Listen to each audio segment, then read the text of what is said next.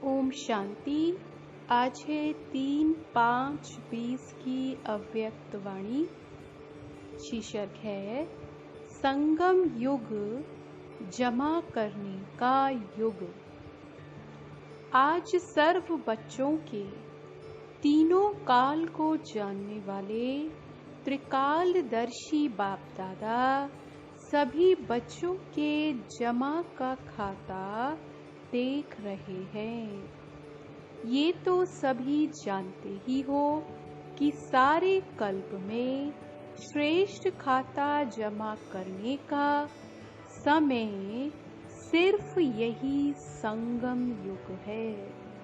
छोटा सा युग, छोटी सी जीवन है, लेकिन इस युग, इस जीवन की विशेषता है जो अब ही जितना जमा करने चाहे वह कर सकते हैं। इस समय के श्रेष्ठ खाते के प्रमाण पूज्य पद भी पाते हो और फिर पूज्य सो पुजारी भी बनते हो। इस समय के श्रेष्ठ कर्मों का, श्रेष्ठ नॉलेज का, श्रेष्ठ संबंध का, श्रेष्ठ शक्तियों का, श्रेष्ठ गुणों का सब श्रेष्ठ खाते अभी जमा करते हो। द्वापर से भक्ति का खाता अल्पकाल का अभी अभी किया, अभी अभी फल पाया और खत्म हुआ। भक्ति का खाता अल्पकाल का इसलिए है क्योंकि अभी कमाया और अभी खाया। जमा करने का अविनाशी खाता जो जन्म जन्म चलता रहे, वह अविनाशी खाते जमा करने का अभी समय है। इसलिए इस श्रेष्ठ समय को पुरुषोत्तम युग या धर्माऊ युग कहा जाता है, परमात्म अवतरण युग कहा जाता है। डायरेक्ट बाप द्वारा प्राप्त शक्तियों का युग यही गाया हुआ है। इसी युग में ही बाप विधाता और वरदाता का पाठ बजाते हैं। इसलिए इस युग को वरदानी युग भी कहा जाता है। इस युग में स्नेह के कारण बाप भोले भंडारी बन जाते हैं, जो एक का पदम गुणा फल देता है। एक का पदम गुणा जमा होने का विशेष भाग्य अभी ही प्राप्त होता है और युगों में जितना और उतना का हिसाब है।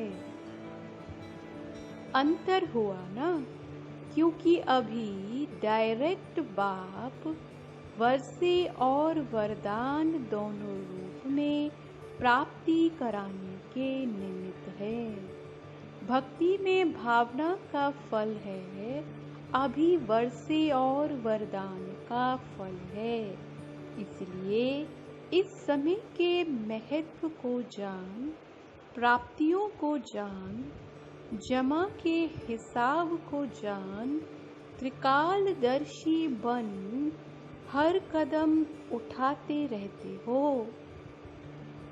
इस समय का एक सेकंड कितने साधारण समय से बड़ा है वह जानते हो। सेकंड में कितना कमा सकते हो और सेकंड में कितना गवाते हो, ये अच्छी तरह से हिसाब जानते हो। वह साधारण रीति से कुछ कमाया, कुछ गवाया। ऐसा अमूल्य समय समाप्त तो नहीं कर रहे हो। ब्रह्मा कुमार, ब्रह्मा कुमारी तो बने, लेकिन अविनाशी वर्षे और विशेष वरदानों के अधिकारी बने।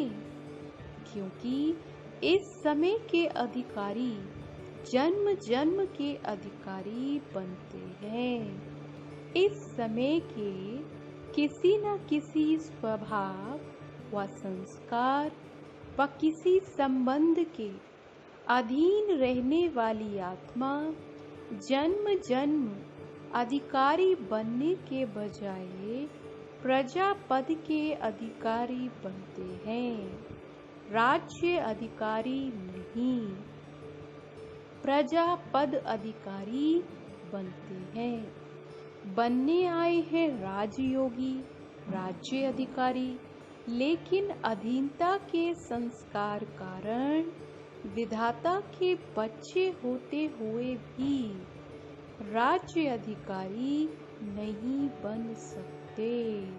इसीलिए सदा ये चेक करो स्व अधिकारी कहाँ तक बने हैं। जो स्व अधिकार नहीं पा सकते वो विश्व का राज्य कैसे प्राप्त करेंगे। विश्व के राज्य अधिकारी बनने का चैतन्य मॉडल अभी स्वराज्य अधिकारी बनने से तैयार करते हो। कोई भी चीज का पहले मॉडल तैयार करते हो ना, तो पहले इस मॉडल को देखो। स्व अधिकारी अर्थात सर्व कर्मेंद्रियों रूपी प्रजा के राजा बनना। प्रजा का राज्य है या राजा का राज्य है, ये तो जान सकते हो ना। प्रजा का राज्य है तो राजा नहीं कहलाएंगे। प्रजा के राज्य में राजवंश समाप्त हो जाता है। कोई भी एक कर्मेंद्री धोखा देती है तो स्वराज्य अधिकारी नहीं कहेंगे। ऐसे भी कभी नहीं सोचना कि एक दो कमजोरी तो होती ही है, संपूर्ण तो लास्ट में बनना है। लेकिन बहुत काल की एक कमजोरी भी समय पर धोखा दे देती है। बहुत काल के अधीन बनने के संस्कार अधिकारी बनने नहीं देंगे। इसीलिए अधिकारी अर्थात स्व अधिकारी अंत में संपूर्ण हो जाएंगे। इस धोखे में नहीं रह जाना।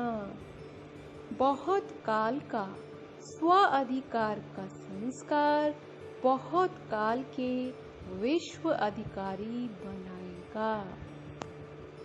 थोड़े समय के स्वराज्य अधिकारी थोड़े समय के लिए ही विश्व राज्य अधिकारी बनेंगे। जो अभी बाप की समानता की आज्ञा प्रमाण बाप के दिल तख्त नशीन बनते हैं, वो ही राज्य तख्त नशीन बनते हैं। बाप समान बनना अर्थात बाप के दिल तख्त नशीन बनना। जैसे ब्रह्मा बाप संपन्न और समान बने, ऐसे संपूर्ण और समान बनो। राज्य तख्त के अधिकारी बनो। किसी भी प्रकार के अलबेलेपन में अपना अधिकार का वर्षा व वरदान कम नहीं प्राप्त करना। तो जमा का खाता चेक करो। नया वर्ष शुरू हुआ है ना, पिछला खाता चेक करो और नया खाता समय और बाप के वरदान से ज्यादा जमा करो। सिर्फ कमाया और खाया ऐसा खाता नहीं बनाओ। अमृत वेले योग लगाया, जमा किया। क्लास में स्टडी कर जमा किया। और फिर सारे दिन में परिस्थितियों के वश व माया के वार के वश व अपने संस्कारों के वश जो जमा किया वे युद्ध करते विजयी बनने में खर्च किया तो रिजल्ट क्या निकली? कमाया और खाया, जमा क्या हुआ? इसीलिए जमा का खाता सदा चेक करो और बढ़ाते चलो। ऐसे ही चार्ट में सिर्फ राइट नहीं करो। क्लास किया, हाँ, योग किया, लेकिन जैसे शक्तिशाली योग समय के प्रमाण होना चाहिए वैसा रहा। समय अच्छा पास किया, बहुत आनंद आया, वर्तमान तो बना, लेकिन वर्तमान के साथ जमा भी किया, इतना शक्तिशाली अनुभव किया। चल रहे हैं, सिर्फ ये चेक नहीं करो। किसी से भी पूछो कैसे चल रहे हो तो कह देते बहुत अच्छे चल रहे हैं, लेकिन किस स्पीड में चल रहे हैं ये चेक करो। चींटी की चाल चल रहे हैं व रॉकेट की चाल चल रहे हैं। इस वर्ष सभी बातों में शक्तिशाली बनने की स्पीड को और परसेंटेज को चेक करो।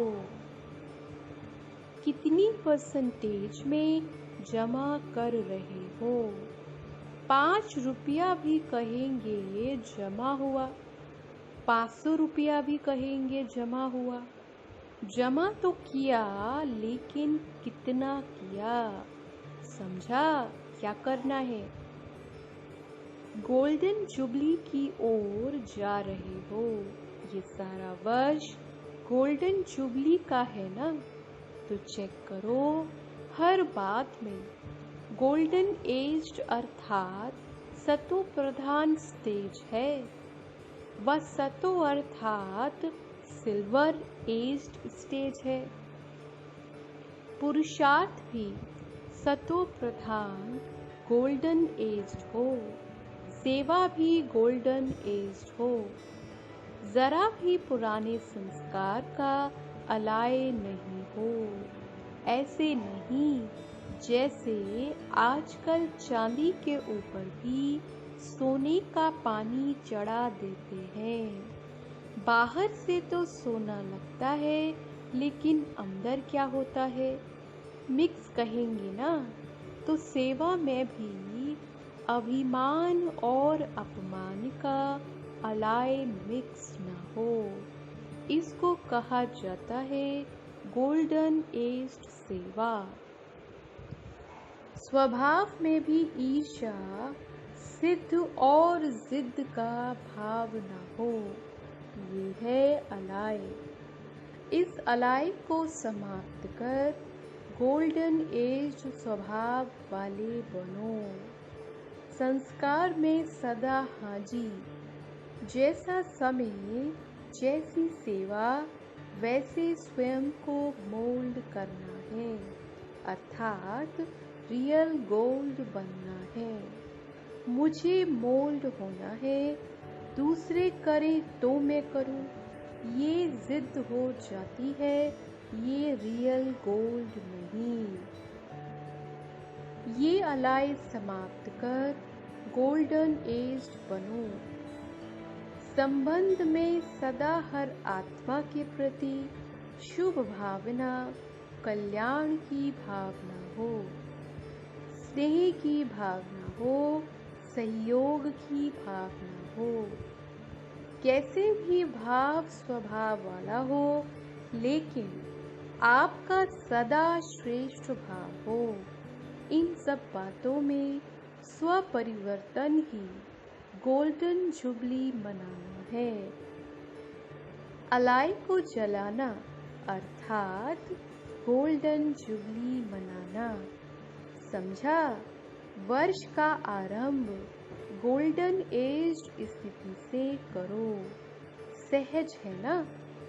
सुनने के समय तो सब समझते हैं कि करना ही है, लेकिन जब समस्या सामने आती तब सोचते ये तो बड़ी मुश्किल बात है। समस्या के समय स्वराज्य अधिकारीपन का अधिकार दिखाने का ही समय होता है। वार के समय ही विजयी बनना होता है। परीक्षा के समय ही नंबर 1 लेने का समय होता है। समस्या स्वरूप नहीं बनो, लेकिन समाधान स्वरूप बनो। समझा इस वर्ष क्या करना है? तब गोल्डन जुबली की समाप्ति संपन्न बनने की गोल्डन जुबली कही जाएगी। और क्या नवीनता करेंगे? बाप दादा के पास सभी बच्चों के संकल्प तो पहुंचते ही हैं। प्रोग्राम में भी नवीनता क्या करेंगे? गोल्डन थॉट्स सुनाने की टॉपिक रखी है ना। सुनहरे संकल्प, सुनहरे विचार जो सोना बना दे और सोने का युग लावे, ये टॉपिक रखी है ना। अच्छा, आज वतन में इस विषय पर रूहान हुई, वो फिर सुनाएंगे। अच्छा, सर्ववर्षे और वरदान के डबल अधिकारी भाग्यवान आत्माओं को सदा स्वराज्य अधिकारी श्रेष्ठ आत्माओं को सदा स्वयं को गोल्डन एज स्थिति में स्थित करने वाले रियल गोल्ड बच्चों को सदा स्व परिवर्तन की लगन से विश्व परिवर्तन में आगे बढ़ने वाले विशेष आत्माओं को बाप दादा का याद प्यार और नमस्ते। मीटिंग में आए हुए डॉक्टर से अव्यक्त बाप दादा की मुलाकात। आज श्रेष्ठ उमंग उत्साह द्वारा अनेक आत्माओं को सदा खुश बनाने की सेवा में लगे हुए होना। डॉक्टर्स का विशेष कार्य ही है हर आत्मा को खुशी देना। पहली दवाई खुशी है। खुशी आदि बीमारी खत्म कर देती है। तो रूहानी डॉक्टर्स अर्थात खुशी की दवाई देने वाले तो ऐसे डॉक्टर हो ना। एक बार भी खुशी की झलक आत्मा को अनुभव हो जाए तो वे आत्मा सदा खुशी की झलक से आगे उड़ती रहेगी। तो सभी को डबल लाइट बनाए उड़ाने वाले डॉक्टर्स हो ना। वे बेड से उठा देते हैं। बेड में सोने वाले पेशेंट को उठा देते हैं, चला देते हैं। आप पुरानी दुनिया से उठाए नई दुनिया में बिठा दो। ऐसे प्लान बनाए हैं ना। रूहानी इंस्ट्रूमेंट्स यूज करने का प्लान बनाया है। इंजेक्शन क्या है, गोलियां क्या है, ब्लड देना क्या है, ये सब रूहानी साधन बनाए हैं। किसको ब्लड देने की आवश्यकता है तो रूहानी ब्लड कौन सा देना है। हाई पेशेंट को कौन सी दवा देनी है।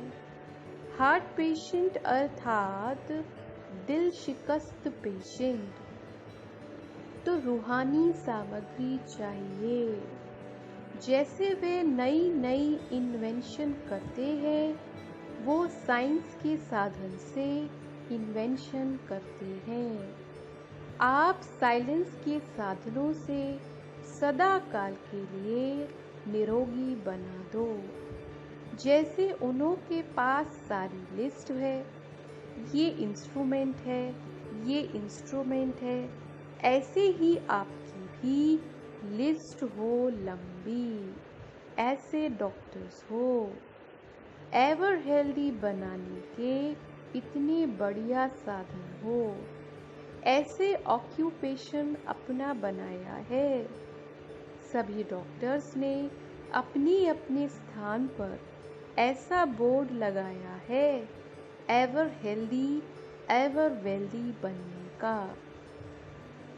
जैसे अपने वह ऑक्यूपेशन लिखते हो, ऐसे ही ये लिखित हो जिसे देखकर समझे कि ये क्या है। अंदर जाकर देखें, आकर्षण करने वाला बोर्ड हो। लिखत ऐसी हो जो परिचय लेने के बिना कोई रह न सके। वैसे बुलाने की आवश्यकता न हो, लेकिन स्वयं ही आपके आगे न चाहते भी पहुंच जाए, ऐसा बोर्ड हो। वे तो लिखते हैं MBBS फलाने फलाने, आप फिर अपना ऐसा बोर्ड पर रूहानी ऑक्यूपेशन लिखो, जिससे वे समझे कि ये स्थान जरूरी है। ऐसी अपनी रूहानी डिग्री बनाई है, या वो ही डिग्रियां लिखते हो? सेवा का श्रेष्ठ साधन क्या होना चाहिए? सेवा का सबसे तीखा साधन है समर्थ संकल्प से सेवा। समर्थ संकल्प भी हो, बोल भी हो और कर्म भी हो, तीनों साथ साथ कार्य करें, यही शक्तिशाली साधन है। वाणी में आते हो तो शक्तिशाली संकल्प की परसेंटेज कम हो जाती है, या वह परसेंटेज होती है जो वाणी की शक्ति में फर्क पड़ जाता है। लेकिन नहीं, तीनों ही साथ साथ हो। जैसे कोई भी पेशेंट हो, एक ही साथ कोई नब्ज देखता है, कोई ऑपरेशन करता है, इकट्ठा इकट्ठा करते हैं। नब्ज देखने वाला पीछे देखे और ऑपरेशन वाला पहले कर ले तो क्या होगा? इकट्ठा इकट्ठा कितना कार्य चलता है। ऐसे ही रूहानियत के भी सेवा के साधन इकट्ठा इकट्ठा साथ साथ चलें। बाकी सेवा के प्लान बनाए हैं, बहुत अच्छा, लेकिन ऐसा कोई साधन बनाओ जो सभी समझें कि हाँ, ये रूहानी डॉक्टर सदा के लिए हेल्दी बनाने वाले हैं। अच्छा, फिर पार्टियों से जो अनेक बार विजयी आत्माएं हैं, उन्हों की निशानी क्या होगी? उन्हें हर बात बहुत सहज और हल्की अनुभव होगी। जो कल्प की विजयी आत्माएं नहीं, उन्हें छोटा सा कार्य भी मुश्किल अनुभव होगा, सहज नहीं लगेगा। हर कार्य करने के पहले स्वयं को ऐसे अनुभव करेंगे जैसे ये कार्य हुआ ही पड़ा है।